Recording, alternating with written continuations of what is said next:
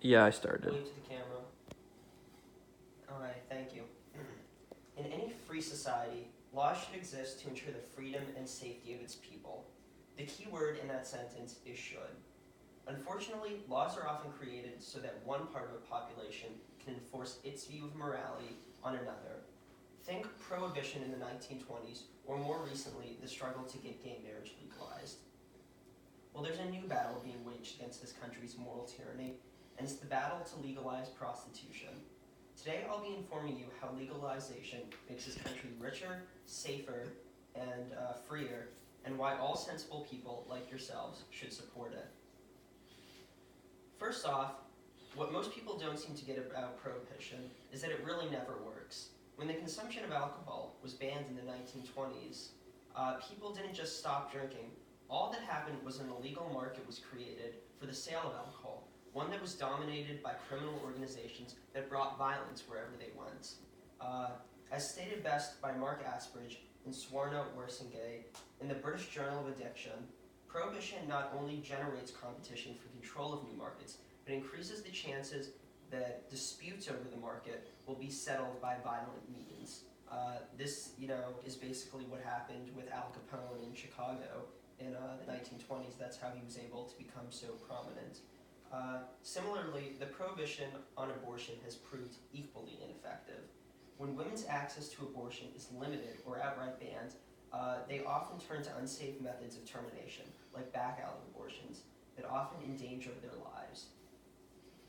And like bans on abortion and alcohol, the ban on prostitution is simply causing more harm than good.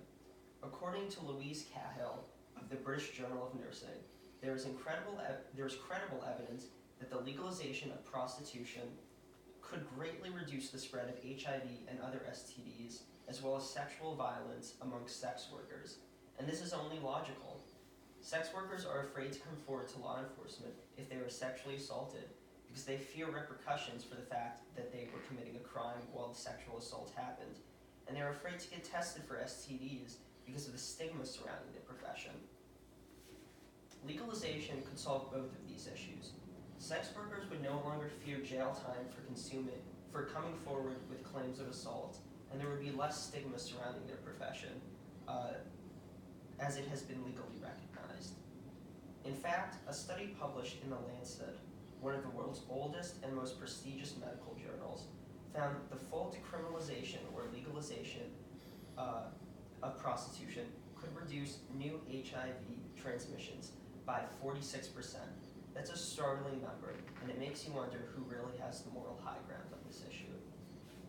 A nice side effect of legalizing prostitution is that it could help us limit the amount of sex trafficking in our country. If prostitution is legal and destigmatized, the opportunity for legal sex workers and law enforcement to work together to liberate sex slaves would be immense. Furthermore, when there is a safe and legal option for consumers to purchase, they are less likely to knowingly or unknowingly purchase sex from a sex slave. This isn't just theoretical, though. According to the Elite Daily, a decade after legalizing prostitution, German instances of sex-based human trafficking decreased by nearly 10%. Some may argue that if prostitution is legalized, it will empower pimps and madams who abuse and exploit their employees. This is a legitimate concern and one that is worthy of inquiry. The truth is that other countries have created successful models for legal prostitution. Take Queensland, which is a state in Australia. In this state, brothels are put under heavy scrutiny. According to the Journal of Law and Society, brothels must be licensed, but only after a thorough police investigation into the owner, their assets, their finances, and their associates. This ensures that they are, not shady people. The brothels must also follow local zoning regulations and be open to inspection. This helps ensure that brothel owners don't abuse and exploit their employees.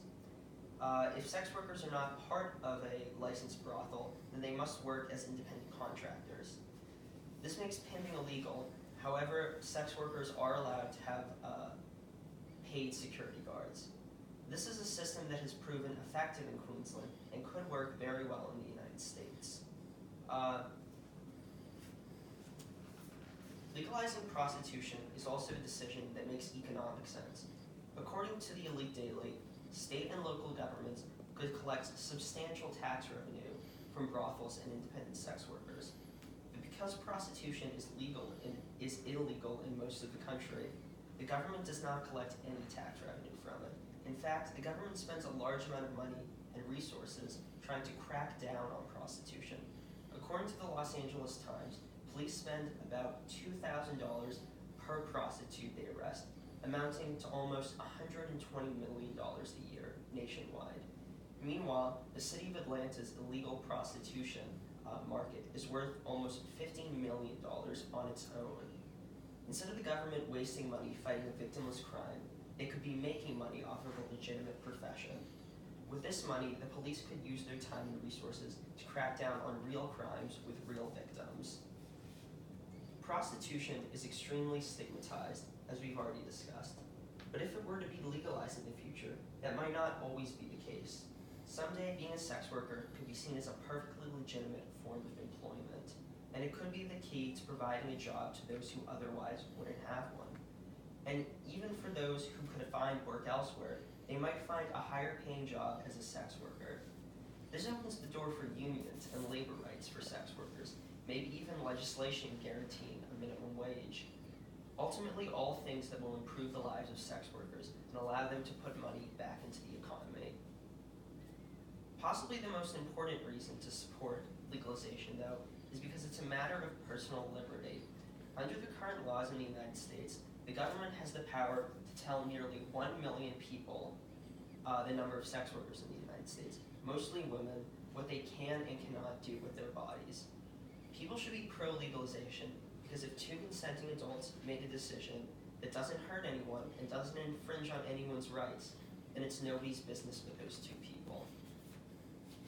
At the end of the day, continuing this country's prohibition on prostitution is not a policy based on logic or reason, but in a false sense of morality that has stigmatized society towards a perfectly respectable profession. The stigma surrounding prostitution, sometimes called the oldest profession, cannot be undone overnight, but the first step towards this goal is recognizing that sex workers have a right to exist and enshrining that in our laws. Thank you.